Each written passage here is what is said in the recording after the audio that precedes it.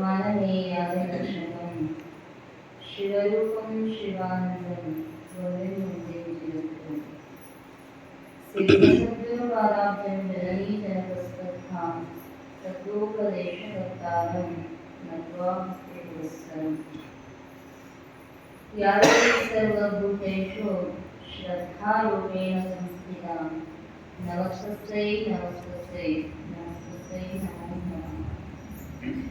प्रातस्मरणीये नाराध्यदैव जगद्गुರು ಶಿವಾನಂದ ಒಬ್ಬಂಬರವರ ಜಗನ್ಮಾತೆಯ ದಿವ್ಯ ಅಜನಾಮಯಗಳನ್ನು ಎನ್ನುವುದರ ಮಂದಿರದಲ್ಲಿ ಸ್ಥಾಪಿಸಿಕೊಂಡು ಅದ್ವೈತ ಸಾರ್ವಭೌಮ ಚಕ್ರವರ್ತಿ ಜಗದಾದಿ ಜಗದ್ಗುರು ಜಗದ್ಗುರು ಸಿದ್ಧಾರೂಢ ಅಪ್ಪಂಗಳವರ ಗುರುನಾಥಾರೂಢ ಅಪ್ಪಂಗಳವರ ಶ್ರೀ ಚರಣಾರವಿಂದಗಳನ್ನು ಮಂದಿರದಲ್ಲಿ ಸ್ಥಾಪಿಸಿಕೊಂಡು ಕನ್ನಡ ನಾಡಿನ ಮುಖ್ಯ ಚಿಂತಕರಾಗಿರುವ ಶ್ರೀಮಂತ ಶಿವಯೋಗಿಗಳ ಶ್ರೀ ಸತ್ವಭೂಷಣ ಶಿವಯೋಗಿಗಳ ದಿವ್ಯ ಕರ್ತೃತ್ವ ಶಕ್ತಿಗೆ ಅನಂತ ಕೋಟಿ ಭಕ್ತಿಯ ದಿವ್ಯರಂಗ ಪ್ರಣಾಮಗಳನ್ನು ಸಮರ್ಪಣೆ ಮಾಡಿ ಶ್ರೀಮಠದ ಸ್ಥಾಪನಾಚಾರ್ಯರಾಗಿರುವ ಅಕ್ಕಲಗೂಟದ ಚಿಕ್ಕರೇವಣ ಸಿದ್ದೇಶ್ವರ ಅಪ್ಪಂಗಳವರ ದಿವ್ಯ ಚೇತನಕ್ಕೂ ಅನಂತ ಕೋಟಿ ಭಕ್ತಿಯ ದಿವ್ಯರಂಗ ಪ್ರಣಾಮಗಳನ್ನು ಸಮರ್ಪಣೆ ಮಾಡಿ ನಗರದ ಆರಾಧ್ಯ ದೇವತೆ ಕಾಡಸಿದ್ದೇಶ್ವರರ ದಿವ್ಯ ಕರ್ತೃತ್ವ ಶಕ್ತಿಯು ಭಕ್ತಿಯ ಪ್ರಣಾಮಗಳನ್ನು ಸಮರ್ಪಿಸಿ ಶ್ರಾವಣ ಮಾಸದಲ್ಲಿ ನಡೆದುಕೊಂಡು ಬಂದಿರುವಂತಹ ಈ ಪ್ರಾತಃಕಾಲದ ಶಾಸ್ತ್ರ ಚಿಂತನೆ ಇವತ್ತು ಮೊದಲನೆಯ ದಿನ. ಶಾಸ್ತ್ರ ಚಿಂತನೆಯ ಸತ್ಸಂಗ ಸಮಾವೇಶದಲ್ಲಿ ಭಾಗಿಗಳಾಗಿರುವಂತಹ ಸಮಸ್ತ ಶರಣಾರ್ಥಿಗಳಿಗೆ ಚಂದ್ರನಲ್ಲಿ ಶರಣಾರ್ಥಿಗಳು. ಮನುಷ್ಯನ ಜೀವನದೊಳಗ ಏನು ಮುಖ್ಯ ಅಂದ ತಿಳಿಯೋದು ಬಹಳ ಮುಖ್ಯ. ಏನೆಲ್ಲವನ್ನ ಮಾಡ್ತೀವಿ, ಏನೆಲ್ಲವನ್ನ ಸಾಧನೆ ಮಾಡ್ತೀವಿ ಅಂದ್ರೂ ಕೂಡ ತಿಳಿಯೋ ತನಕ ಸಮಾಧಾನ ಇರೋದಿಲ್ಲ. ಮತ್ತೆ ನಾವು ತಿಳುವಳಿಕೆ ಇಲ್ಲದನ್ನ ಮಾಡ್ತೀವಿ ಅಂದ್ರೆ ಅಂದ ನಾವು ತಿಳಿತಕ್ಕಂಥದ್ದು ಬೇರೆ. ವ್ಯವಹಾರ ಅನ್ನುವಂಥದ್ದು ವಿಚಾರ ಇಲ್ಲದ ನಡೆಯುವುದಿಲ್ಲ. ಅದು ಸಾಮಾನ್ಯವಾಗಿರ್ತಕ್ಕಂತಹ ತಿಳುವಳಿಕೆ. ಮತ್ತ ಇಷ್ಟೆಲ್ಲ ಮಾಡ್ತೀವಲ್ವೇ ನಾವೇನು ಬಿಸಿಗೇಡಿಗಳು ಅದೇನ್ರಿ ಅಂದ್ರ ಆ ತಿಳುವಳಿಕೆಗೂ ಪರಮಾರ್ಥದಲ್ಲಿ ಸದ್ಗುರುಗಳು ಹೇಳಿರ್ತಕ್ಕಂತಹ ತಿಳುವಳಿಕೆಗೂ ಆಳ ವ್ಯತ್ಯಾಸ ಅನ್ನುವಂಥದ್ದು. ಸಾಮಾನ್ಯ ವ್ಯವಹಾರಗಳನ್ನ ಒಂದು ವಸ್ತುವಿನ ಜ್ಞಾನ ಬೇಕಾಗಿತ್ತು ಅಂದ್ರ ಸಾಮಾನ್ಯ ತಿಳುವಳಿಕೆಯಿಂದ ನಡೀತೈತಿ. ಅದಕ್ಕ ಸ್ಥೂಲ ಅವಿದ್ಯೆಯ ನಿವಾರಣೆಯ ತಿಳುವಳಿಕೆಯನ್ನು ತಿಳಿತೀವಿ. ಪ್ರತ್ಯೇಕ ವಸ್ತುವಿನ ಕುರಿತಾಗಿರ್ತಕ್ಕಂತಹ ಅವಿದ್ಯೆ ಮೊದಲೇ ನಾಶ ಆಗುವುದು ಸ್ಥೂಲ ಅವಿದ್ಯೆಯ ನಾಶ. ಆದ್ರ ಇಷ್ಟದಿಂದ ನಮಗೆ ಸಮಾಧಾನ ಆಗತೈತಿ ಎನ್ನುವಂತ ಆಗುವುದಲ್ಲ.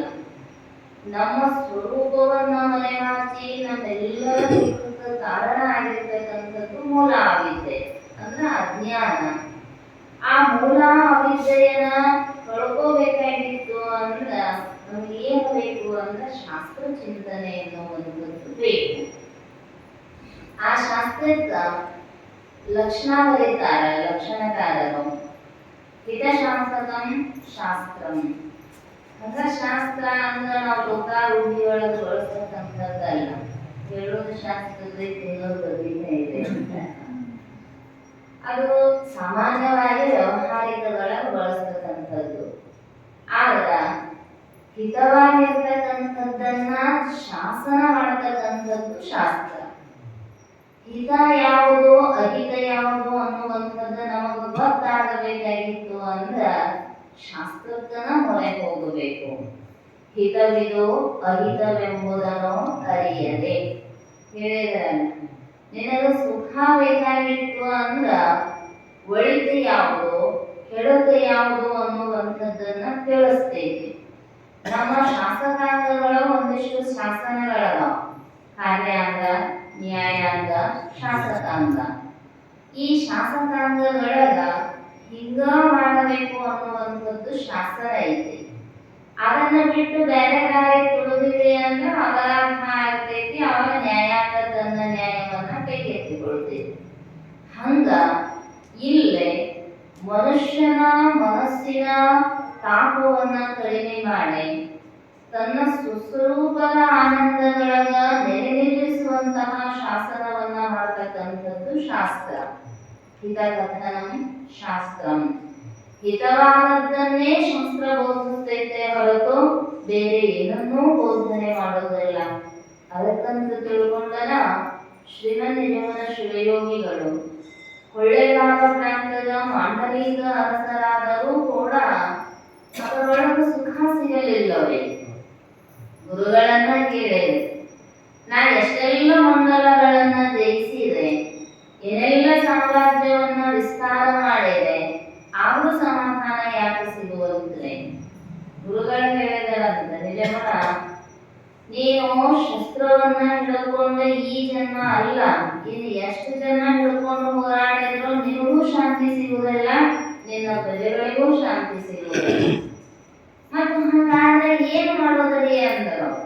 ಅವಾಗ ಹೇಳಿದ್ರಂತ, ಶಸ್ತ್ರವನ್ನ ತ್ಯಾಗ ಮಾಡಿ ಶಾಸ್ತ್ರವನ್ನ ಹಿಡ್ಕೊಂಡು ಹೋಗು, ನಿನಗೆ ಶಾಂತಿ ಸಿಗತೈತಿ ಅಂತ.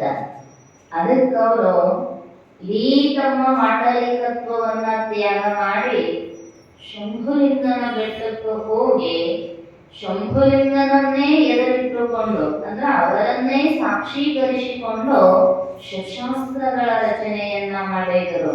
ಕಾರಣ ಅದು ನಮ್ಮ ಹಿತವನ್ನು ಉಂಟು ಮಾಡುವಂಥದ್ದು ಅಂತ. ಇನ್ನ ಲೋಕಾನ್ ಅಧಿಗತಾರ್ಥವೃತ್ತಿ ಶಾಸ್ತ್ರಂ.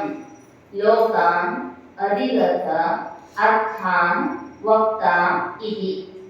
ಈ ಜಗತ್ತಿಗೆ ಅಂದ್ರ ಜನರಿಗೆ ಸಾಮಾನ್ಯವಾಗಿ ಎಲ್ಲಾನು ತಿಳಿದಿರೋದಿಲ್ಲ. ಆದ್ರೆ ಸಾಮಾನ್ಯವಾಗಿ ಜನರಿಗೆ ತಿಳಿಯದೇ ಇರುವಂತಹ ಅರ್ಥವನ್ನ ತಿಳಿಸ್ತಕ್ಕಂಥದ್ದಕ್ಕೆ ಶಾಸ್ತ್ರ ಅಂತ ಕರೀತಾರೆ. ಸುಮ್ಮನೆ ಹಾಸ್ಯವಾಗಿ ಹೇಳ್ತಿರ್ತಾರೆ. ಶಾಸ್ತ್ರ ಅಂದ್ರೆ ಏನ್ರಿ ಅಂದ್ರ ತಿಳಿಲಾರದನ್ನ ತಿಳಿಲಾರದವನು ತಿಳಿಲಾರದನ್ನ ಹೇಳೋದು ಶಾಸ್ತ್ರ ಅಂತ. ಈಗೆಲ್ಲ ನೀವು ಪ್ರತಿನಿತ್ಯವೂ ಶಾಸ್ತ್ರ ಚಿಂತನೆ ಮಾಡ್ತೀರಿ. ರೇಣುಸಿದ್ದೇಶ್ವರ ಅಪ್ಪಗಳು ತಮಗೆಲ್ಲ ಅಭಿಪ್ರಾಯವನ್ನ ಹಾಕೊಟ್ಟಾಗ ಮಾಧವ ಅಪ್ಪಗಳು ಸತತ ನಡೆಸ್ತಾ ಬಂದಿದ್ದಾರೆ. ನಿಮಗ ಅರ್ಥ ಆಗ್ತೈತಿ.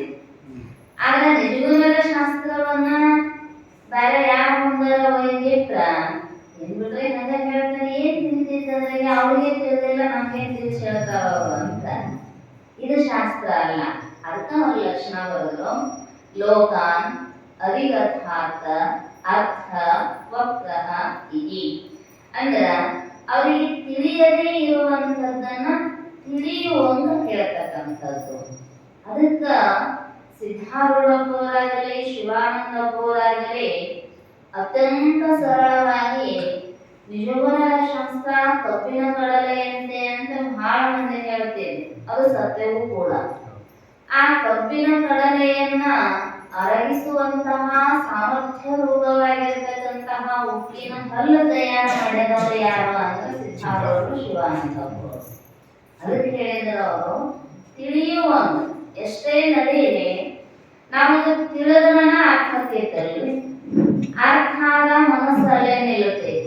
ತಿಳಿಲಿಲ್ಲ ಅಂದ್ರ ನಿಂತು ಬಂದ್ಬಿಡ್ತೈತಿ. ಹೌದಲ್ರಿ? ನಮ್ಮ ಸುಂದರಿ ಅಪ್ಪಗಳು ಹೇಳ್ತಿದ್ದೆ ಹರಿಯಾಣ, ಅವ್ರ ಗುರುಗಳು ಶಿವಾನಂದಪ್ಪ ಅವ್ರು ಹೇಳ್ತಿದ್ರಂತ, ಗುರು ಶಾಸ್ತ್ರ ಎರಡು ರೀತಿ ಲಾಭ ಐತಿ. ಯಾಕಂದ್ರಪ್ಪ ತಿಳಿದ್ರ ಅರ್ಥ ಆಗಿ ಆನಂದ ಆಗ್ತೈತಿ. ಮತ್ತೆ ಇನ್ನೊಂದು ಏನ್ರಿ ಅಂದ್ರೆ ತಿಳಿಲಿಲ್ಲ ಅಂದ್ರೆ ನಿದ್ದೆ ಆಗಿ ಆನಂದ ಆಗ್ತೈತಿ. ನಿದ್ದೆ ಉಳಿಲಿಕ್ಕೆ ನಿದ್ದೆ ಮಾಡೋ ಬದ್ಲೆ ಬಂದ್ ನಿಂತ್ಕೊಂಡ್ರ ಅಂದ್ರೆ ಆರಾಮ್ ನಿದ್ದೈತಲ್ಲ ಅಂತಿದ್ರಂತ. ಅಂದ್ರ ಅದು ಬ್ರಹ್ಮಾನಂದದ ಸ್ಯಾಂಪಲ್ ನಿದ್ರಾನಂದ. ಮುಂದೆ ನಿದ್ರೆ ಮಾಡ್ಕೊಂತ ಆಮೇಲೆ ತಿಳಿದೈತಲ್ಲ ಅಂತಿದ್ರಂತ. ಶಾಸ್ತ್ರ ಯಾವಾಗಲೂ ಕೂಡ ವ್ಯರ್ಥ ಆಗೋದಿಲ್ಲ. ನಾವು ಬಂದ ಉದ್ದೇಶವೇ ಏನು ಅಂದ್ರ ಅದನ್ನ ಸಾಧನೆ ಮಾಡುವ ಸಲುವಾಗಿ ತಳುವುದೇ ಮಾಡುವುದಾವುದು ಭವಹರಣ. ನಾವೇನಾರ ಊಟದ ವ್ಯವಸ್ಥೆ ಮಾಡ್ಕೊಳಕ ಇರೋ ವ್ಯವಸ್ಥೆ ಮಾಡ್ಕೊಳಕ ಬಂದದ್ದಂತೂ ಈ ಜೀವನ ಅಲ್ಲ. ಅದನ್ನ ಮೊದಲ ಭಗವಂತ ರಚನೆ ಮಾಡಿದ್ದಾನೆ. ಕೇಳಿದೇವಲ್ಲ, ಪ್ರಾರಬ್ಧ ಕರ್ಮವನ್ನ ಆ ಪಕ್ವವಾಗಿರ್ತಕ್ಕಂಥದ್ದನ್ನ ತಗೊಂಡು ಈ ಕರ್ಮಕ್ಕೆ ಅನುಗುಣವಾಗಿ ಎಂಥ ಶರೀರ ಮಾಡಬೇಕು, ಎಲ್ಲಿ ಮುಟ್ಟಿಸಬೇಕು, ಏನೆಲ್ಲ ಹೋಗೋ ವ್ಯವಹಾರಗಳನ್ನು ಕೊಡಬೇಕಂತ ಮೊದಲ ರಚನೆ ಆಗಿತ್ತು. ನಮ್ಮ ನಮ್ಮ ಕರ್ಮಾನುಗಳಿಗೆ ಅನುಸಾರವಾಗಿ ಅದಕ್ಕೆ ಪ್ರಯತ್ನ ಮಾಡದೇ ಇರಲೇ ಬರ್ತೈತ. ಆದ್ರ ಪರಮಾರ್ಥ ಶಾಸ್ತ್ರ ಚಿಂತನೆ ಹಂಗಾಗೋದಲ್ಲ. ಪ್ರಯತ್ನ ಬೇಕಿ, ನಸುಕ್ನಾಗ ಇರ್ಬೇಕು, 6 ಗಂಟೆ ಅಂದ್ರೆ ಮಠಕ್ಕೆ ಬರಬೇಕು, ಬಂದು ಗುರುಗಳು ಹೇಳ್ತಕ್ಕಂಥದ್ದನ್ನ ಅಥವಾ ನೀವೇ ಚಿಂತನೆ ಮಾಡ್ತಕ್ಕಂಥದ್ದನ್ನ ಕೇಳಬೇಕು. ಅದೇ ಕಾಲೇಜ್ರಿ ಹಂಗ ಹೇಳೋರು ನಾವು 12 ತಿಂಗಳು ಕೇಳ್ತೀವಿ, ಏನ್ ಮಾಡೋದು, ಸುಮ್ಮನೆ ಹೋದಾಗ ಕಾಚಾಚಿ ಮುಕ್ಕೊಳ್ಳಂದ್ರಿ ಅಂದ್ರ ಆಗುದಲ್ಲ. ಭಾಳ ಮಂದಿ ಅಂತಿರ್ತಾರೆ, ಏನ್ರಿ ಶಾಸ್ತ್ರ ಕೇಳೋದು ನಮ್ಮ ಮನೆ ಬರ್ದಾಗಿಲ್ಲ, ಯಾವಾಗ ದೇವ್ರು ಕುಡಿಸ್ಕೊಡ್ತಾನ ಅವಾಗ ಕೇಳೋದ್ರಿ ಅಂತ. ಹಂಗಂತ ಮಕ್ಕಳು ಲಗ್ನ ಮನೆ ಬಾಳ ಸುಮ್ಮನೆ ಇರ್ಬೇಕ್ರಿ, ದೇವ್ರು ಕುಡಿಸ್ಕೊಟ್ಟಾಗ ಆಗ್ತೈತ್ರಿ ಅಂತ ಆಗುದಲ್ರಿ. ಋಣಾನುಬಂಧ ರೂಪೇಣ ಪಶು ಪತ್ನಿ ಸುತಾವಯ ಹೇಳಿದಾರ. ನೀ ಎಷ್ಟು ಪ್ರಯತ್ನ ಮಾಡಿದ್ರು ಯಾವಾಗ ಆಗ್ಬೇಕು ಅವಾಗ ಆಗ್ಬೇಕು, ಆದ್ರೂ ಪ್ರಯತ್ನ ಮಾಡ್ತೀವಿ ಇಲ್ರಿ. ಹಂಗ ಇದು ಪ್ರಯತ್ನದ ಅಧೀನ ಪಕ್ಕ. ಯಾಕಂದ್ರ ಇದು ಪ್ರಾರಬ್ಧದ ಅಧೀನ ಅಂತ ಯಾವ ಗುರುಗಳು ಹೇಳಿಲ್ಲ. ಇದು ಪ್ರಯತ್ನದ ಅಧೀನ ಐತಿ. ಆದ್ರೆ ತಿಳಿಯುವ ಪ್ರಯತ್ನ ಮಾಡಿದ್ರ ಅವುಗಳೇನ್ ಹೇಳಿದ್ರಲ್ಲ, ಇಂದಿಲ್ಲ ನಾಳೆ ಫಲ ಕೊಡ್ತೈತಿ ಅಂತ. ಅದಕ್ಕ ಜಗದ ಶಿವಯೋಗಿಗಳು ಕೂಡ ಆ ಪ್ರಯತ್ನವನ್ನ ಮಾಡಿ ಕನ್ನಡ ನಾಡಿನ ಎಲ್ಲ ಮೋಕ್ಷಗಳ ಹಿತಾರ್ಥವಾಗಿ ವೇದ ಉಪನಿಷತ್ತುಗಳು ಇದ್ದು, ಆಗ ಸಂಸ್ಕೃತವನ್ನು ಅರಿಯದೇ ಇರತಕ್ಕಂಥವರಿಗೆ ಆತ್ಮಜ್ಞಾನ ದುರ್ಲಭ ಆಗಬಾರದು ಅನ್ನುವ ಉದ್ದೇಶದಿಂದ ರಾಷ್ಟ್ರಭಾಷೆಯೊಳಗೂ ನಿಶ್ಚಲದಾಸರು ಪಂಡಿತ್ ಪೀತಾಂಬರ್ಜಿಯವರು ಬಹಳಷ್ಟು ಪ್ರಕ್ರಿಯಾ ಗ್ರಂಥಗಳನ್ನು ಬರೆದಿದ್ದಾರೆ. ಆಗ ವಿಶೇಷವಾಗಿ ಕನ್ನಡ ನಾಡಿನ ಮೋಕ್ಷಗಳಿಗೆ ಅನುಕೂಲ ಆಗಲಿ ಅಂತ ಶ್ರೀಮದ್ ನಿಜಗುಣ ಶಿವಯೋಗಿಗಳು ಅತ್ಯಂತ ಸರಳ ಭಾಷೆಯೊಳಗ ಪದಚ್ಛೇದ ಅನ್ವಯ ಮಾಡೋದು ಗೊತ್ತಾಗಿ ಬಿಡುತ್ತೋ ಅಂದ್ರೆ ಕಬ್ಬಿಣದ ಕಡಲೆ ಅಂತ ಏನು ಅನಿಸಿಲ್ಲ. ನಮಗೂ ಆರಂಭದೊಳಗೆ ಹಂಗ ಅನ್ನಿಸ್ತಿತ್ತು. ಆರಂಭದಲ್ಲಿ ದಯಾನಂದ ಪ್ರಭುಗಳು ಹೇಳಿದ್ರು, ಅವ್ರು ಇಬ್ರಾಹಿಂಪುರಕ್ಕೆ ಹೋಗೋ ಪ್ರಸಂಗ ಬಂತು. ಪುಟಕನಿನ ಶಾಸ್ತ್ರ ಹೇಳವ ಅಂತ ಮಠದೊಳಗ ನಾಂದೆ, ಅವ್ರಿಗೆ ಹಿಂದೂ ಓದಕ್ ಹೋಗುದಿಲ್ಲ, ಮುಂದೂ ಓದಕ್ ಹೋಗುದಿಲ್ಲ, ಮತ್ತೆ ಹೆಂಗ ಶಾಸ್ತ್ರ ಹೇಳೋದ್ರಿ?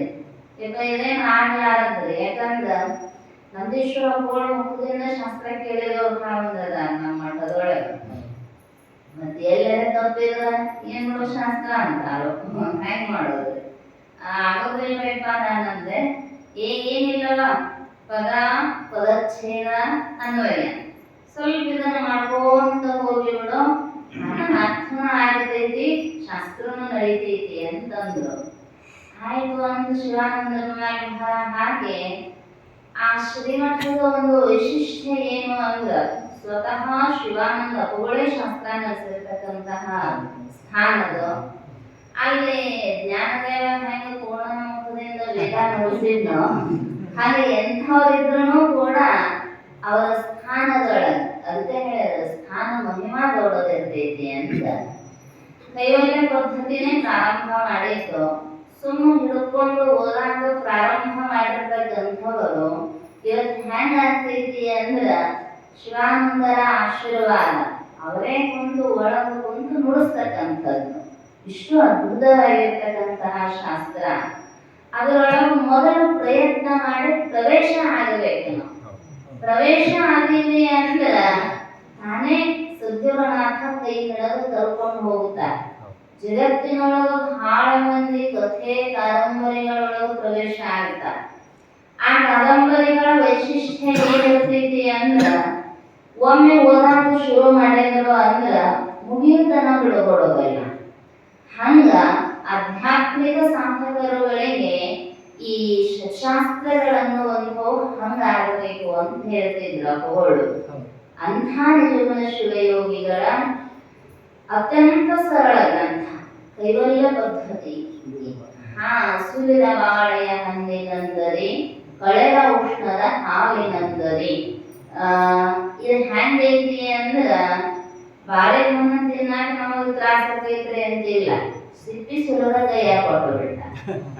ಹಾಲು ಕುಡಿಯಾಕ ಹೋಲ್ರಿ ಅಂದ್ರೆ ಚಲೋ ತಿಂತ ಜಾಯಿಸಿ ಜೇನುತುಪ್ಪ ಬೆರೆಸಿ ಕೈಯಾಗ ಕೊಟ್ಬಿಡ್ತಾರೆ, ಅದು ಬಿಸಿ ಆರಿಸಿ. ಇನ್ನ ಕಬ್ಬು ತಿನ್ನಕ್ ಬರುದಿಲ್ರಿ ಅಂದ್ರೆ ಸಿಪ್ಪಿನ ಸುಲಿದು ಕೊಡ್ತಾರ, ಈಗಂತೂ ಗಾಣಕ್ ಹಾಕಿ ಹಾಲನ್ನ ಕೊಟ್ಬಿಡ್ತಾರ.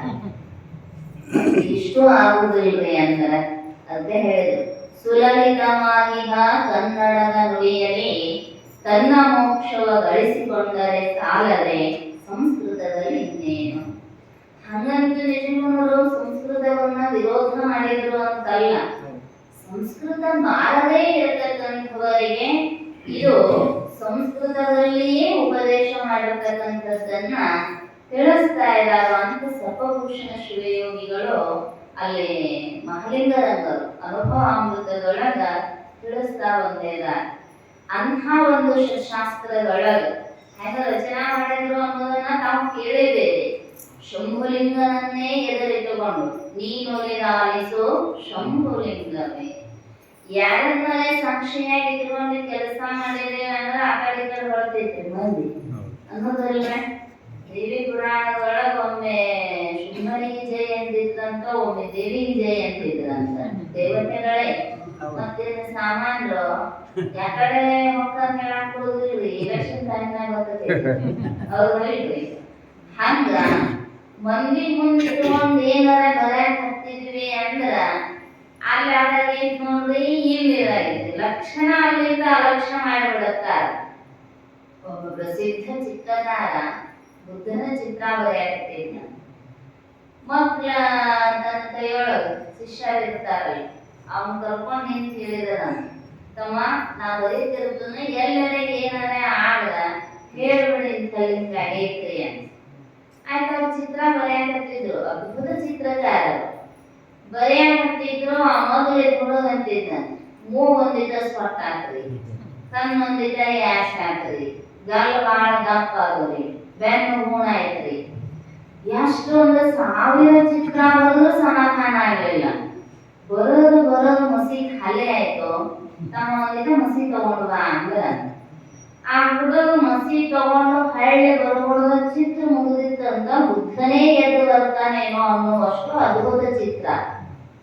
ಅವ ಅವನಂತ ಇಷ್ಟು ಅದ್ಭುತ ಚಿತ್ರ ಯಾವಾಗೂ ಬರೆದು ನೋಡಿದ್ದಿಲ್ಲಲ್ರಿ ಗುರುಗಳ, 1000 ಚಿತ್ರ ಬರದರಿ ಯಾಕೆ ಹಿಂಗ ಆಗಲಿಲ್ಲ?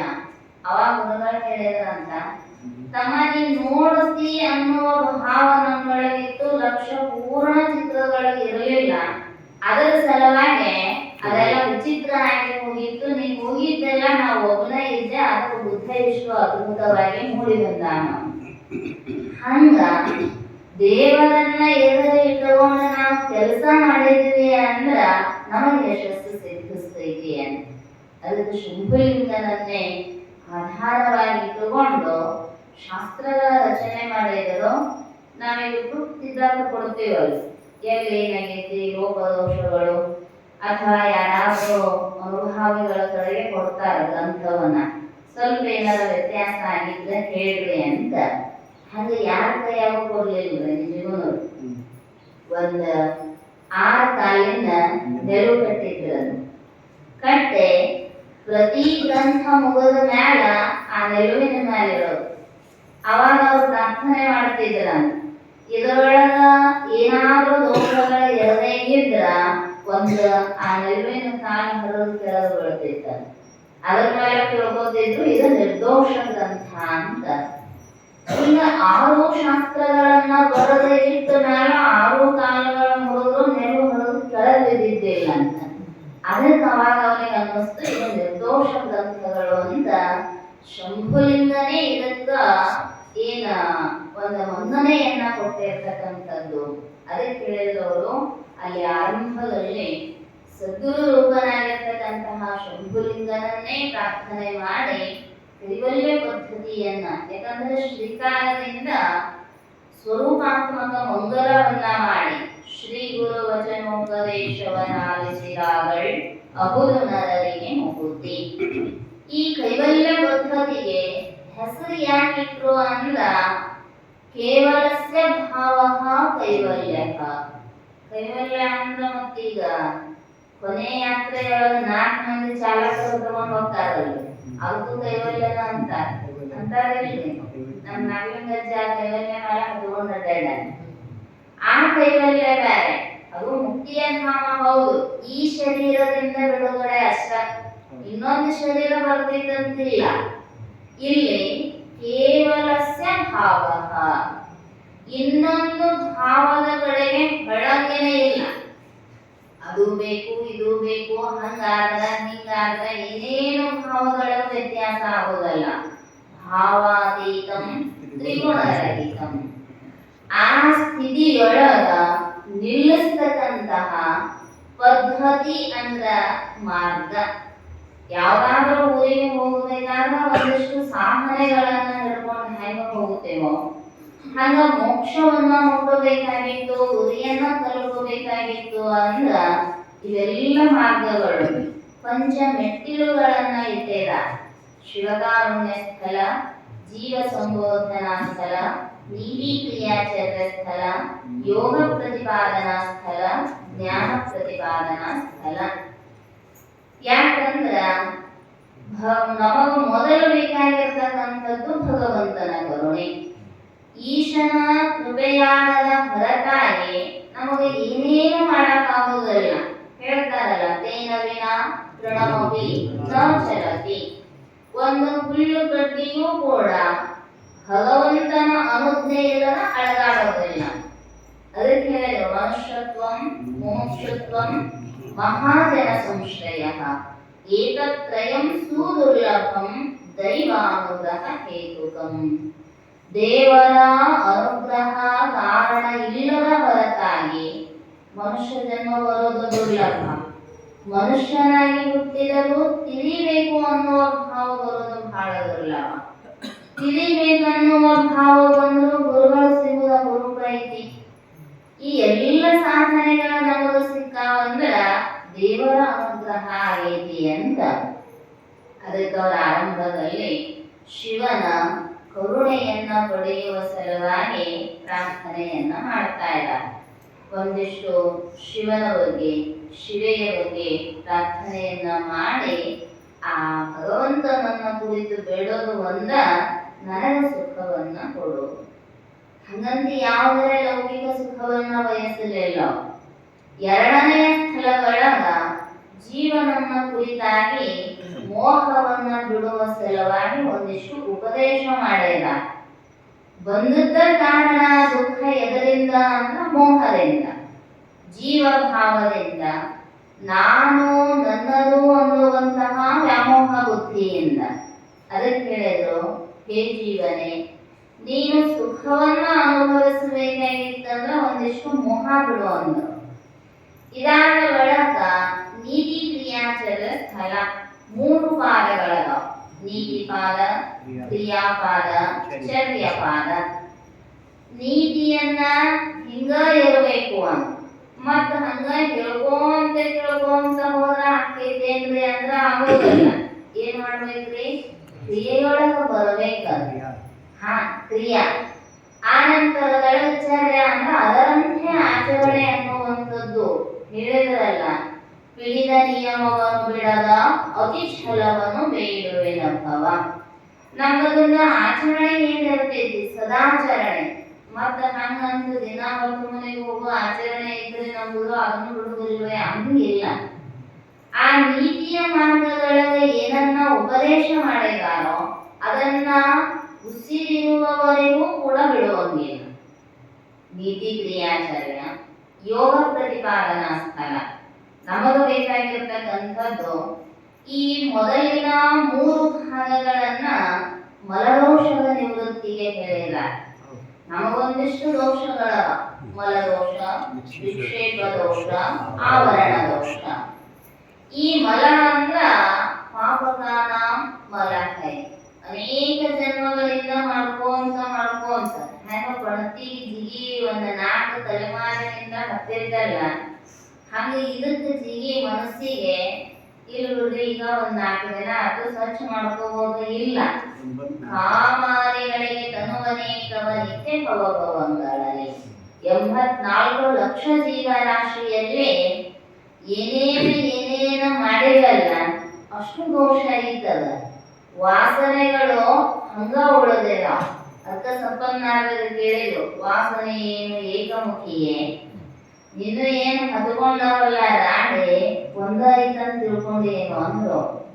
ಒಮ್ಮೆ ಬಟ್ಟಿ ಮೈಗೆ ಹಚ್ಚಿ ತೆಗ್ದಿವಿ ಅಂದ್ರೆ ಏನ್ ಮಾಡ್ತೀವಿ? ತೊಳಿತೀವಿ. ಯಾಕ ಎಲ್ಲಿ ಎದ್ದಿಲ್ವಿ, ಹೋಗಿಲ್ಲ, ಕುಂತಲ್ಲ ಕುಂತೀವಿ ಅಂದ್ರೂ ಅದು ಮಲಿನವಾದ ದೇಹದ ಸಂಘ ಮಾಡಿರೋದ್ರಿಂದ ಹೊಲಸಾಗೈತಿ ಅಂತ ತೊಳೆಕ ಹಾಕ್ತೀವಿ. ಹಂಗ ಈ ದೇಹಾದಿಗಳ ಸಂಘಾತವನ್ನ ಮಾಡಿರುವ ಮನಸ್ಸು ಎಷ್ಟು ಹೊಲಸಾಗಿರೋಣ, ದಿನ ಹಗಲಿ ರಾತ್ರಿ ಹಗಲಿ ರಾತ್ರಿ ಅದನ್ನ ಮಾಡ್ತೈತಿ. ಅದಕ್ಕೆ ಹೇಳಿದರು ಅವರು, ಅಂಥ ಅನೇಕ ಜನ್ಮಗಳಿಂದ ಬಂದಿರತಕ್ಕಂತಹ ಪಾಪರೂಪ ದೋಷವನ್ನ ಈ ಯೋಗ ಪ್ರತಿಪಾದಕ 3 ಸ್ಥಳಗಳು, ಶಿವ ಜೀವ ನೀತಿ, 3 ಸ್ಥಳಗಳಿಂದ ಆ ದೋಷಗಳನ್ನ ಕಳ್ಕೊಳ್ಳೋದು. ಇನ್ನು ವಿಕ್ಷೇಪ ದೋಷ ಇದೆ, ಮನಸ್ಸಿನ ಚಾಂಚಲ್ಯ ದೋಷ, ಚಿತ್ತ ಚಾಂಚಲ್ಯ ದೋಷ. ಅದನ್ನ ಕಳಿಬೇಕಾಗಿತ್ತು ಅಂದ್ರೆ ಯೋಗ ಚಿತ್ತ ವೃತ್ತಿ ನಿರೋಧ. ಯೋಗದ ಕೆಲಸ ಏನ್ರಿ ಅಂದ್ರ ಆ ಕಡೆ ಈ ಕಡೆ ಕೈದಾಡ್ತಕ್ಕಂತಹ ಚಿತ್ತವನ್ನ ನಿರೋಧ ಮಾಡ್ತಕ್ಕಂಥದ್ದು. ಕನ್ನಡಿ ಹಳ್ಳಾಡಕತ್ತಿತ್ತಂದ್ರೆ ನಮ್ಮ ಮುಖದ ಅಂಕುಡು ನಮ್ಗೆ ಕಾಣೋದಲ್ಲ, ಅದು ಸ್ಥಿರವಾಗಿ ಇರಬೇಕು. ಮ್ಯಾಲ ಏನಾರ ಧೂಳು ಕುಂತಿದ್ರು ಸ್ಪಷ್ಟವಾಗಿ ಕಾಣೋದಲ್ಲ, ಅರಿವಿ ಮುಚ್ಚಿದ್ರು ಸ್ಪಷ್ಟವಾಗಿ ಕಾಣೋದಲ್ಲ. ಅವನ್ನೆಲ್ಲ ಸ್ವಚ್ಛ ಮಾಡಿ ಇಟ್ಟಾಗ ಹೆಂಗ ನಮ್ಮ ಮುಖ ನಮಗ ಗೋಚರ ಆಗ್ತೈತಲ್ಲ, ಹಂಗ ಚಿತ್ತದ ವೃತ್ತಿಯನ್ನ ನಿರೋಧನೆ ಮಾಡುವ ಸಲುವಾಗಿ ಯೋಗ ಸ್ಥಳವನ್ನ ಹೇಳಿದರು. ಇನ್ನು ಇಷ್ಟ ಆದ್ಮೇಲೆ ಈ ಎಲ್ಲ ಹೊಲ ಸ್ವಚ್ಛ ಮಾಡ್ಯಾರ, ಕೆಲಸ ಏನ್ರಿ ಅಂದ್ರೆ ಬೀಜ ಬಿತ್ತವು.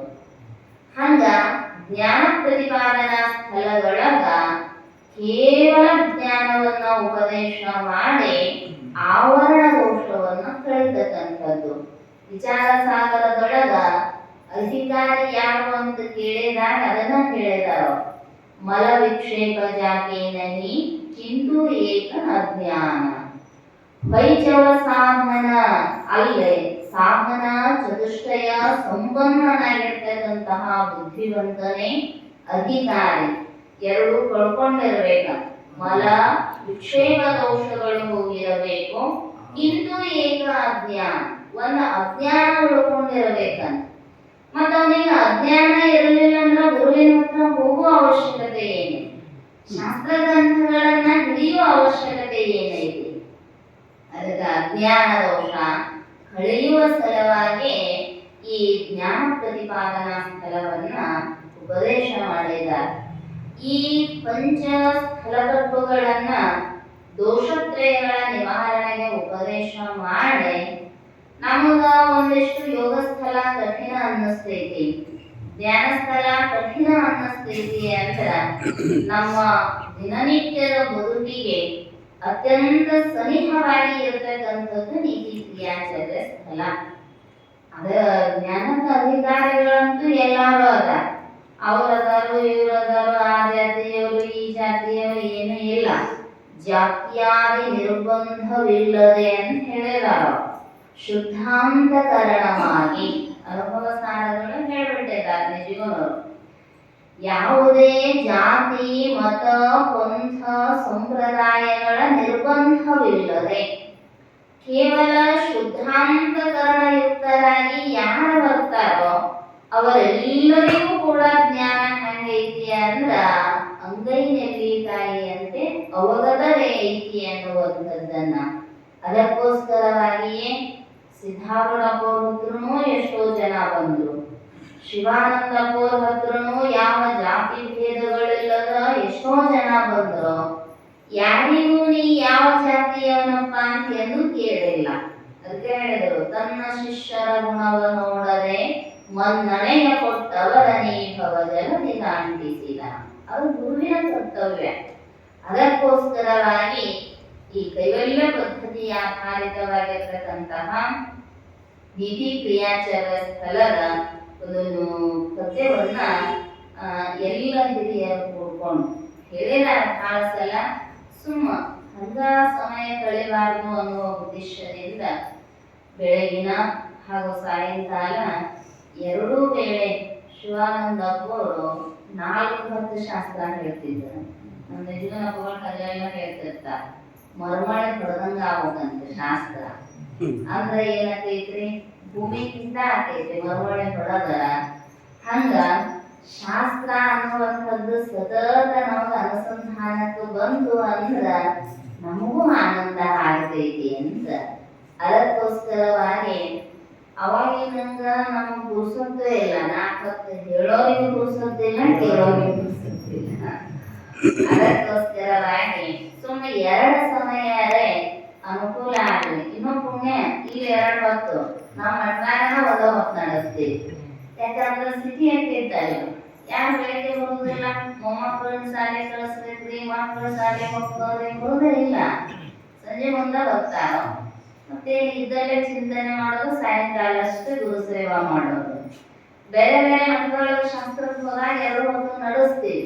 ತಡಾಗೊಳಗಿರ್ಬೋದು, ಮರುಳೊಳಗ, ರಾಯರೆಬ್ಬಳ್ಳಿ, ಯಾಳವಾರ ಎಲ್ಲ ಹೂಗಳು, ರೇವಸಿದ್ದೇಶ್ವರ ಹೂಗಳು, ವಾಸುದೇವ ಹೂಗಳು ಅಡ್ಡಾಡಿರ್ತಕ್ಕಂಥವುಗಳು. ಅಲ್ಲೆಲ್ಲ ನಿಜವಾದ ಹೂಗಳು ಮಾತ್ರ 2 ಹೊತ್ತು ಶಾಸ್ತ್ರ ನಡೆಸ್ತಾರೆ, ಹಳಗಟ್ಟೆ ಹೂಗಳು. ಅಂದ್ರೆ ನಮ್ಮ ಬದುಕಿಗೆ ಆರಂಭಕ್ಕೂ ಶಾಸ್ತ್ರ ಬೇಕು, ಅಂತ್ಯಕ್ಕೂ ಶಾಸ್ತ್ರ ಬೇಕು ಅಂತಾರಲ್ಲ. ಯಾಕೆ ನೀವು ಶಾಸ್ತ್ರದೊಳಗೆ ಘಟ ಪಟ ಇವನ್ನ ಉದಾಹರಣೆ ಕೊಡ್ತೀರಿ ಅಂದ್ರ, ಆರಂಭಕ್ಕೂ ಘಟ ಬೇಕು. ಹುಟ್ಟಿದಾಗೂ ಆ ಮಾಂಸದ ಮುದ್ದೆ ಹಾಕಾಕ ಮಣ್ಣಿನ ಕುಳಿಗೆ ಬೇಕು, ಮತ್ ಮೈ ಹಚ್ಚಕ್ ವಸ್ತ್ರ ಬೇಕು. ಕೊನೆಗೂ ಅದೇನು ಅಗ್ನಿ ಸಂಸ್ಕಾರ ಮಾಡಾಕೂ ಗಡಿಗೆ ಬೇಕು. ಒಂದಿಷ್ಟು ಮೈ ಮೇಲೆ ಒಂದಿಷ್ಟು ಬಟ್ಟೆ ಹಚ್ಚಿ ಮಣ್ಣು ಮಾಡ್ತಾರೆ, ಹೌದಲ್ಲ? ಅದಕ್ಕೆ ಅವುಗಳನ್ನೇ ದೃಷ್ಟಾಂತ ಕೊಟ್ರೆ ನಮಗೆ ಅರ್ಥ ಆಗ್ತೈತಿ ಅಂತ. ಹಂಗ ನೆನೆಯುವುದನ್ನುದಿನ ಹೃದಯ ಕಾಲದ ಎಚ್ಚರಿಕೆಯಳು ವಿನೋದ ಗುರುಮೂರ್ತಿಯನು ಉಮೇಶನಂದಿಯನು ಬಳಿಕ ನಿನ್ನನ್ನು ಸುವಿಚಾರದಿಂದ ನೇಮಕವಾಗಿ ಮನುಷ್ಯನಿನಗಬಹುದು ಮುಕ್ತಿ. ಅಲ್ಲಿ ಹೇಳಿದ್ರು, ದೇವರನ್ನ ನೆನೆಸು, ಗುರುವಿಗೆ ಶರಣ ಹೋಗಿ ಗುರುಸ್ಮರಣೆಯನ್ನ ಮಾಡು, ಕೊನೆಗೆ ನಿನ್ನನ್ನ ನೀನೇ ವಿಚಾರ ಮಾಡಿದ್ರೆ ಅಷ್ಟ ನಿನಗೆ ಸುಖ, ಬೇರೆ ಏನೂ ಇಲ್ಲ. ಎದ್ದ ಮೇಲೆ ಒಂದಿಷ್ಟು ನಾ ಯಾರು ಅನ್ನೋದು, ಮಲ್ಕೊಳ್ಳುವಾಗ ಒಂದಿಷ್ಟು ನಾ ಯಾರು ಅನ್ನೋದು. ಇದೊಳ್ಳೆ ಆಯ್ತಲ್ರಿ, ನಾ ಯಾರು ಅಂದ್ರೆ ಹೆಂಗ್ರಿ ಅಂದ್ರ ಎಲ್ಲ ಶಾಸ್ತ್ರವಲ್ಲವರದೇನೆ. ಆ ವಿಚಾರ ಮಾಡುವ ಸಲುವಾಗಿಯೇ ನೀತಿಯ ಮಾರ್ಗದ ಅನುಸಂಧಾನ. ಆರಂಭದ ಪದ್ಯದೊಳಗ 5 ಸ್ಥಳಗಳ ಬಗ್ಗೆ ತಿಳಿಸಿದ್ದಾರೆ. ಶ್ರೀ ಗುರು ವಚನೋಪದೇಶವನ್ನಾಲಿಸಿದಾಗಳ್ ಅಹುಲ ನರರಿಗೆ ಮುಕುತಿ ಎನ್ನುವುದರೊಳಗ, ದುರಿತ ಧರ್ಮವನ್ನೊಲ್ಲರಿರು ಅನ್ನುವುದರೊಳಗ ಶಿವಕಾರುಣ್ಯ ಸ್ಥಳ,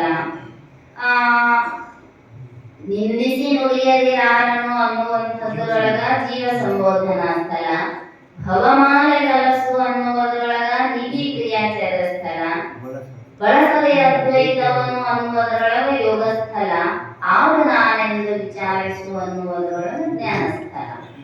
ಅವೊಂದು ಪದ್ಯ ಚೆನ್ನಾಗಿ ನಮಗೆ ಅರ್ಥ ಆಗಿಬಿಡ್ತು ಅಂದ್ರ ಈ ಜೀವನದ ಶಾಸ್ತ್ರ ಅರ್ಥ ಆಗಿಬಿಡುತ್ತೈತಿ. ಅಲ್ಲಿ ಹೇಳಿದ್ರು, ಭವಮಾಲೆಗೆ ಅಲಸು ಕುಸಿಯದಿರು, ಎಡವು ಒಂದು ಕವಿಯಲು ಅಂಜದಿರು. ಯಾಕ ಅಂದ್ರ ಬಂದದ್ದ ತೊಂದ್ರೆ ಅಲ್ಲೇ. ಇಲ್ಲೇ ಭವಮಾಲೆ ಅಲಸು ಅಂದ್ರು, ಜ್ಞಾನ ಸ್ಥಳದೊಳಗ ಭವಮಾಲೆ ಒಳಗಾದನೆಂಬುದೇ ಖುಷಿ ಅಂದ್ರು.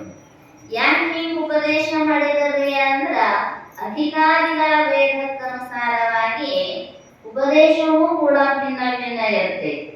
1ನೇ ಹುಡುಗ MA PhD ಪಾಠ ಮಾಡಿದ್ರೆ ಹೆಂಗಾಗ್ತದೆ? ಮತ್ತೆ MA PhD ಮುಗಿಸಿದವರು ಇಲ್ಲಿ ಬರೀ ರೊಟ್ಟಿ ಬರೀ ಮ್ಯಾಲ ಹಾಕೊಂಡು ಬರ್ತಾ ಇರೋ ಅಂದ್ರ ಹೆಂಗಿರ್ತಿದ್ರು? ಆಗುವುದಲ್ಲ.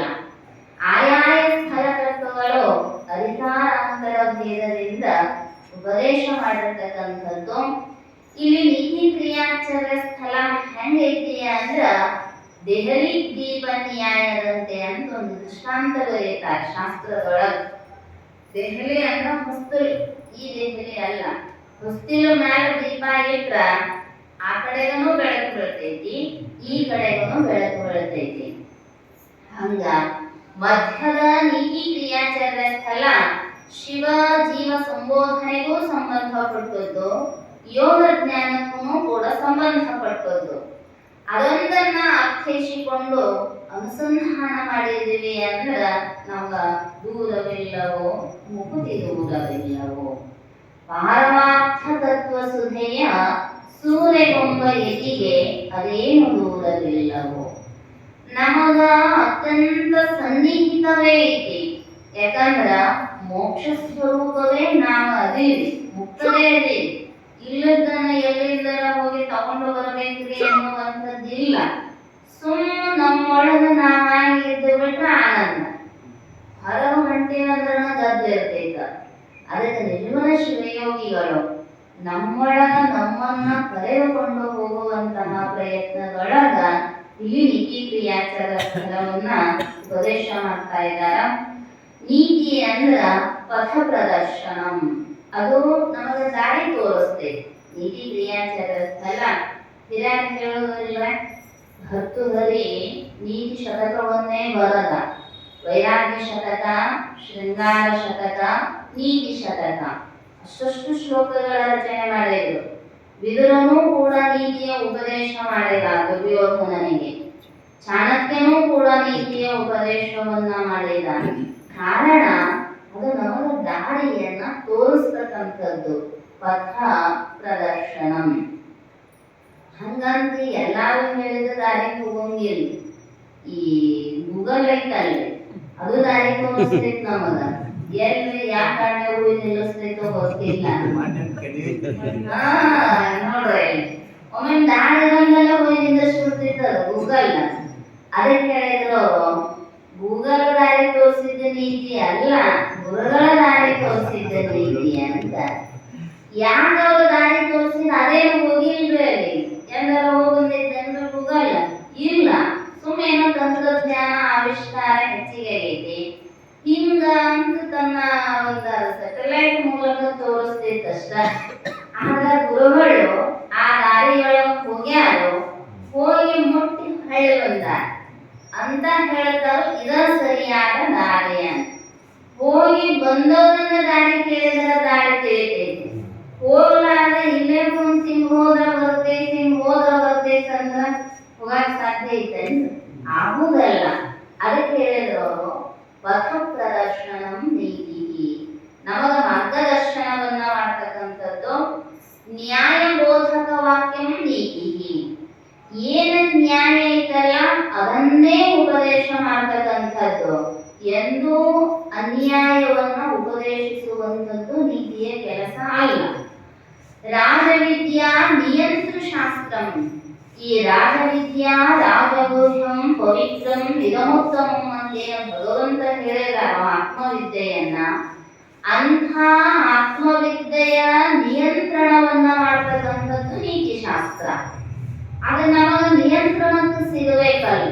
ಹೇಳಿದಾರ ರಾಜವಿದ್ಯಾ ರಾಜಗುಹ್ಯಂ ಪವಿತ್ರಂ ಇದಮುತ್ತಮಂ, ಅತ್ಯಂತ ಗುಹ್ಯವಾಗಿರ್ತಕ್ಕಂಥದ್ದು, ಗೂಢವಾಗಿರ್ತಕ್ಕಂಥದ್ದು, ನಿಲುಕದೇ ಇರತಕ್ಕಂಥದ್ದು.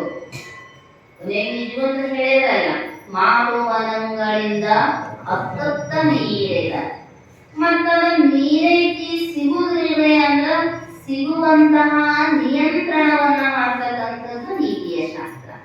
ಅದಕ್ಕೆ ಹೇಳಿದ್ರು, ನೀತಿ ಶಾಸ್ತ್ರವನ್ನ ಚೆನ್ನಾಗಿ ಅರ್ಥೈಸಿಕೊಂಡಿವಿ ಅಂದ ಮೋಕ್ಷ ಅನ್ನುವಂಥದ್ದು ಆ ಅತ್ಯಂತ ಗುಹ್ಯವಾಗಿರ್ತಕ್ಕಂತಹ ವಿದ್ಯೆ ನಮಗೆ ಸುಲಭವಾಗಿ ದಕ್ಕತೈತಿ ಅಂತ ಈ ನೀತಿ ಶಾಸ್ತ್ರದೊಳಗೆ ತಿಳಿಸಿ, ಮೋಕ್ಷ ಎದರಿಂದ ಆಗತೈತ್ರಿ ಅಂದ್ರ ಅರಿವಿನಿಂದವೇ ಮೋಕ್ಷ. ನೆಮ್ಮೆ ಅರಿವಿನಿಂದವೇ ಮೋಕ್ಷ. ಆಗ ಮುಂದೆ ಒಂದ ಸ್ವಲ್ಪ ಟ್ವಿಸ್ಟ್ ಇಟ್ಟಿದಾರ ಅಲ್ರಿ. ಎಲ್ಲಾ ಶಾಸ್ತ್ರದೊಳಗನು ಜ್ಞಾನದಿಂದಲೇ ಮೋಕ್ಷ, ಜ್ಞಾನಾದೇ ಹೊತ್ತು ಕೈವಲ್ಯ ಅಂತಾರೋ, ಇವ್ರೇನು ಸುಮ್ಮನಾಗೋದು ಅಂತ ಹೇಳ್ತಾರಲ್ರಿ ಅಂದ್ರ ಅವರೇ ಅದಕ್ಕೆ ವ್ಯಾಖ್ಯಾನವನ್ನ ಹೇಳ್ತಾರೆ. ನೀತಿ ಕ್ರಿಯಾಚರ ಸ್ಥಳದ 18ನೆಯ ಪದ್ಯ. ಸುಮ್ಮನಾಗದು ಅರಿವಿನಿಂದವೇ ಮುಕುತಿ, ನೆಮ್ಮಿಲೆಸೆನಿಸುವ ಗುಣಗಣವಿಲ್ಲದವನಿಗೆ. ಸುಮ್ಮನೆ ಆಗದು ಅರಿವಿನಿಂದವೇ ಮುಕುತಿ, ನೆಮ್ಮಿ ಲೇಸು ಎನಿಸುವ ಗುಣ ಗಣವು ಇಲ್ಲದವನಿಗೆ. ಇದು ಪದಚ್ಛೇದ. ಹಿಂಗ ಅರ್ಥ ಮಾಡಿದ್ವಿ ಅಂದ್ರ ಏನ್ರಿ ಅರಿವಿನಿಂದ ಮುಕ್ತಿ ಸುಮ್ಮನೆ ಆಗುದಿಲ್ಲ ಅಂತ ನಮಗ ಆಗೈತಿ ಕನ್ಫ್ಯೂಸ್ ಹಂಗ. ಮತ್ತೆ ಹೆಂಗ್ರಿ ಜ್ಞಾನಾದೇವದ ಕೈವಲ್ಯಂ ನಾಮ್ಯಮ ಪಂಥಾಯನಾಯ ವಿದ್ಯತೆ ಅಂತ ಶಾಸ್ತ್ರ ಹೇಳ್ತೈತಿ. ಮತ್ತ ಅದಕ್ಕೆ ಇದಕ್ಕೆ ಏನು ಒಂದು ಮೂಲ ಒಂದು ಕೇಳಿ ಹೊಂದುದಿಲ್ಲಲ್ರಿ ಅಂದ್ರ ಅವ್ರು ಅದಕ್ಕ ಅನ್ವಯ ಮಾಡಿ ಹೇಳ್ತಾರೋ, ನೆಮ್ಮೆ ಅರಿವಿನಿಂದಲೇ ಮುಕುತಿ, ನೀನು ನಂಬಿದ್ದಾದರ ಜ್ಞಾನದಿಂದಲೇ ಮೋಕ್ಷ. ಅವರೇನು ಜ್ಞಾನಾದೇವದ ಕೈವಲ್ಯಂ ಅಂದಾರಲ್ಲ ಅದು ಸಿದ್ಧವೇ. ಶ್ರದ್ಧಾವಾನ್ ಲಭತೆ ಜ್ಞಾನಂ, ಅದಕ್ಕೆ ಹೇಳಿದ್ರು ಶರಣರು ಕೂಡ ಹೇಳಿದ್ರು, ನಂಬಿಕರೆಗೊಡೆ ಓ ಎನ್ನನೇ ಶಿವನು. ನಂಬಿಕೆಯೇ ಸಾಂಬನೊಲಿಯುವುದಕ್ಕೆ ಕಾರಣವು. ನೆಮ್ಮೆ ಅಂದ್ರ ನಂಬಿದ್ದಾದರೆ, ಕೈವಲ್ಯವು ಅರಿವಿನಿಂದವೇ, ಮೋಕ್ಷ ಅನ್ನುವಂಥದ್ದು ಜ್ಞಾನದಿಂದಲೇ. ಮತ್ತು ಮುಂದೆ ಯಾಕೆ ಹಾಗೆ ಹೇಳಿದ್ರಿ ಅಂದ್ರ ಆದರೆ ಅಂತ ಟೀಕಾಕರ್ತರು ಬರೀತಾರಲ್ಲ ಚಿಕ್ಕರಾಮರು. ಆದರೆ ಗುಣ ಗಣ ಲೇಸೆನಿಸುವ ಗುಣ ಗಣ ಇಲ್ಲದವನಿಗೆ. ಅಲ್ಲೇ ಜ್ಞಾನ ಆಗಬೇಕಾದ್ರ ಅಂತಃಕರಣ ಶುದ್ಧಿ ಬೇಕು. ಚಲೋ ಬೀಜ ತಂದಿವ್ರಿ, ಕಂಪ್ನಿ ಬೀಜ ಬಿತ್ತತೀವಿ ಹೊಲದಾಗ ಅಂದ್ರ ಮೊಳಕಾಲ್ ಮಠ ಕರಿತೀವಿ. ಮತ್ತು ಬಿತ್ತಿದ್ರ ಬೆಳೆ ಬರ್ತೈತೆ ಬರುದಿಲ್ಲ. ಮೊದಲು ಹೊಲ ಸ್ವಚ್ಛ ಮಾಡಬೇಕು. ಪ್ರಕ್ರಿಯೆ ಆಯ್ತದ. ಶರೀರವೆಂದೆಂಬುವ ಹೊಲನ ಹಸನ ಮಾಡಿ ಪರತತ್ವದ ಬೆಳೆಯನೆ ಬೆಳೆಯುತ್ತೀರೋ. ಈ ಶರೀರವು ಕೂಡ ಅನಂತ ಜನ್ಮಗಳ ಪಾಪದೋಷದಿಂದ ಹಾಳು ಹೊಲಸಾಗಿ ಅದರೊಳಗೆ ಜ್ಞಾನಕ್ಕ ಸಾಧನೆಯಾಗಿರುವ ಮನಸ್ಸಂತೂ ಹೇಳತೀರದಷ್ಟು ಹೊಲಸು. ಅದಕ್ಕೆ ಹೇಳಿದ್ರಲ್ಲ,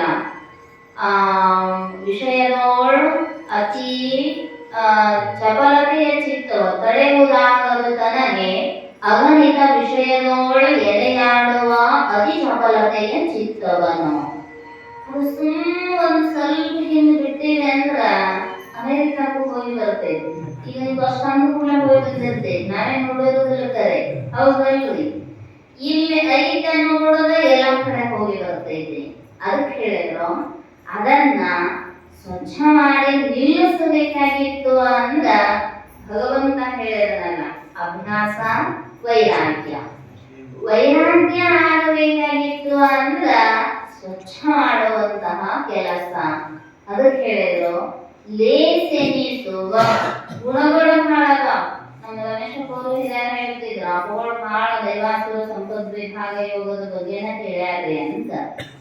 ಯಾಕಂದ್ರ ಗುಣಗಳು ಸ್ವಚ್ಛ ಇದ್ದು ಅಂದ್ರ ಆ ಸ್ವಚ್ಛವಾದ ಅಂತಃಕರಣಗಳ ಜ್ಞಾನ. ಸತ್ವಾತ್ ಸಂಜಾಯತೆ ಜ್ಞಾನಂ. ಸತ್ವಯುಕ್ತವಾದ ಅಂತಃಕರಣದಲ್ಲಿಯೇ ಜ್ಞಾನ ಪ್ರಾಪ್ತಿಯಾಗೋದಕ್ಕೆ ಸಾಧ್ಯ ಐತಿ.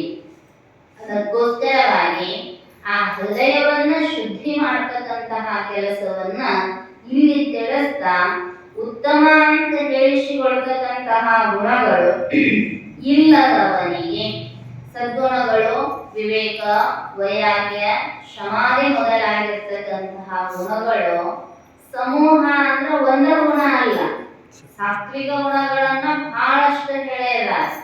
ಆ ಸದ್ಗುಣಗಳ ಸಮೂಹ ಇಲ್ಲದೆ ಹೋಯ್ತು ಅಂದ್ರ ಜ್ಞಾನನ ಆಗೋದಿಲ್ಲ ಮೊದಲ.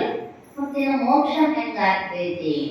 ಅದಕ್ಕೆ ಅವ್ರು ಹೇಳಿದ್ರು ನಾವು ಮೊದಲು ಸಂಪಾದನೆ ಮಾಡಬೇಕಾಗಿರ್ತಕ್ಕಂಥದ್ದು ಸದ್ಗುಣಗಳನ್ನೇ.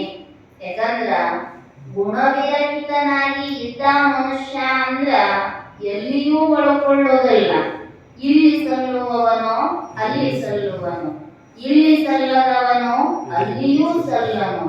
ಕಾರಣ ಮತ್ತೆ ಲೋಕವೆಂಬುದು ಕರ್ತಾರನ ಕರ್ಮಠ. ಇದು ಇಲ್ಲಿ ತಂತ್ರಶಾಲೆ. ಇಲ್ಲೇನು ಪ್ರಿಂಟ್ ಹಾಕ್ತೀವಿ ಅದಲ್ಲಿ ಚಲಾವಣೆ ಬರ್ತೈತಿ. ದೇವರು ಇಲ್ಲೇ ಹೆಂಗ ತಯಾರಾಗ್ತಾವ ಅನ್ನೋದನ್ನ ನೋಡ್ಕೊಂಡು ಲೆಫ್ಟ್ ಕಳಿಸ್ಬೇಕೋ ರೈಟ್ ಕಳಿಸ್ಬೇಕು, ಏನ ಸ್ವರ್ಗಕ್ಕೆ ಕಳಿಸ್ಬೇಕೋ ಏನ್ ನರಕಕ್ಕೆ ಕಳಿಸ್ಬೇಕೋ, ಎರಡೂ ಬೇಡ, ತನ್ನಲ್ಲಿಯೇ ಒಳಗೂಡಿಸಿಕೊಳ್ಳಬೇಕು ಅನ್ನುವಂಥದ್ದನ್ನ ನಿರ್ಣಯ ಮಾಡುವಂತಹ ಸ್ಥಾನ ಈ ಜನ್ಮವೇ ಅಂತ ಪಾರ್ವತಿ ಕೇಳಿದಳಂತ. ದೇವರ ನಿನ್ನ ಜಾಗದಾಗ ಇಷ್ಟು ಮಂದಿ ಕುಂತಾರಲ್ಲ, ಎಲ್ಲರೂ ನಿತ್ಯ ಸುಖಿಗಳೇ ಅದಾರೇನು? ಭಗವಂತ ಹೇಳಿದ್ನ ನಮ್ಮ ಹತ್ರ ತಾಕತ್ತಿಲ್ಲ ಅಂತ. ಯಾಕಂದ್ರ ಹೇಳ್ತಾರಲ್ಲ, ದೃಷ್ಟ ಫಲಗಳನ್ನ ಅದೃಷ್ಟ ಫಲಗಳನ್ನ ಮಾತ್ರ ಕೊಡುವಂಥವನು ದೇವರು, ದೃಷ್ಟಾದೃಷ್ಟ ಫಲಗಳೆರಡನ್ನು ಕೊಡುವಂಥವನು ಸದ್ಗುರುನಾಥ. ಹೇಳಿದರಂತ ಭಗವಂತ, ಸಾಧ್ಯ ಇಲ್ಲ ಪಾರ್ವತಿ, ಅವರು ಮತ್ತೆ ಲೋಕಕ್ಕೆ ಹೋಗಬೇಕು, ಕರ್ಮ ಶರೀರ ಧಾರಣೆ ಮಾಡಬೇಕು, ಸದ್ಗುಣಗಳ ಸಂಪಾದನೆ ಮಾಡಬೇಕು, ಶುದ್ಧಾಂತಕರಣಯುಕ್ತರಾಗಿ ಗುರುವಿಗೆ ಶರಣಾಗತರಾಗಬೇಕು, ಗುರುವಿಗೆ ಶರಣಾಗತರಾಗಿ ತನ್ನನ್ನ ತಾನು ತಿಳಿದ ನಿತ್ಯ ಸುಖಿಗಳೇ ಹೊರತು ಒಂದಿಷ್ಟು ಧರ್ಮ ಜೋರಾಗಿ ಮಾಡಿ ದೇವ್ರ ಹತ್ರ ಹೋಗಿ ಕುಂತು ಬಿಟ್ರೆ ಮುಗಿತ್ರಿ ಅಂದ್ರ ಮುಗಿಯಂಗಿಲ್ಲ. ಹ್ಯಾಂಗ್ಯಾಂಗ್ ಖರ್ಚಾಗ್ತೈತಿ, ಕ್ಷೀಣೆ ಪುಣ್ಯ ಮತ್ತೆ ಲೋಕಂ ವಿಶಂತಿ. ನಿಂದ ಕಿಸ್ಯಾನ್ ರೊಕ್ಕ ಖಾಲಿ ಆಗೋ ಅಂದ್ರೆ ಚಂದ್ರ ಹೊರಗೋಗಿದ್ದಾರ, ಹೌದಲ್ರಿ? ಅಂತ ಹೇಳ್ತಾರೋ, ವತನ ದೋಷವನ್ನ ಹೊಂದಿರತಕ್ಕಂತಹ ಆಲೋಕಗಳ ಸಾಧನೆಯನ್ನ ಮಾಡಲಾರದ ಇದೇ ಜನ್ಮದಲ್ಲಿ ಸದ್ಗುಣಗಳನ್ನ ಪ್ರಾಪ್ತಿ ಮಾಡಿಕೊಂಡು ಶುದ್ಧಾಂತಕರಣಯುಕ್ತರಾಗಿ ಮೋಕ್ಷೋಪಾಯವನ್ನ ಹೊಂದುವಂಥದ್ದೇ ಮನುಷ್ಯ ಜನ್ಮದ ಸಾರ್ಥಕತೆ. ಅಂಥ ಒಂದು ರೀತಿಯ ಪಥ ಪ್ರದರ್ಶನವನ್ನ ಶ್ರೀಮನ್ ನಿಜಗುಣ ಶಿವಯೋಗಿಗಳು ನಮ್ಮೆಲ್ಲರನ್ನ ಕುರಿತಾಗಿ ಬಹುಸುಂದರವಾಗಿ ಆ ಸದ್ಗುಣಗಳ ಬಗ್ಗೆ ತಿಳಿಸ್ತಾ ಇದ್ದಾರ. ಅಂಥ ಸದ್ಗುಣಗಳನ್ನ ನಾವೆಲ್ಲರೂ ಕೂಡ ಪ್ರಾಪ್ತಿ ಮಾಡಿಕೊಂಡು ಅವುಗಳೆಂದೂ ನಮ್ಮನ್ನು ಅಗಲದಂತಹ ಸಾಧನೆ ನಮ್ಮಿಂದ ನಡೆಯುವಂತೆ ಸದ್ಗುರುನಾಥ ಶಿವಾನಂದರು ಸಿದ್ಧಾರೂಢರು ಹರಸಿ ಆಶೀರ್ವದಿಸಲಿ ಅಂತ ಪ್ರಾರ್ಥನೆ ಮಾಡಿ, ನನ್ನೆರಡು ಅರಿವಿರದ ಒಗ್ರೂಪ ಪುಷ್ಪಗಳನ್ನು ಜಗದ್ಗುರು ಶಿವಾನಂದರ ಚರಣಾರವಿಂದಕ್ಕೆ ಸಮರ್ಪಿಸಿ ಹರವು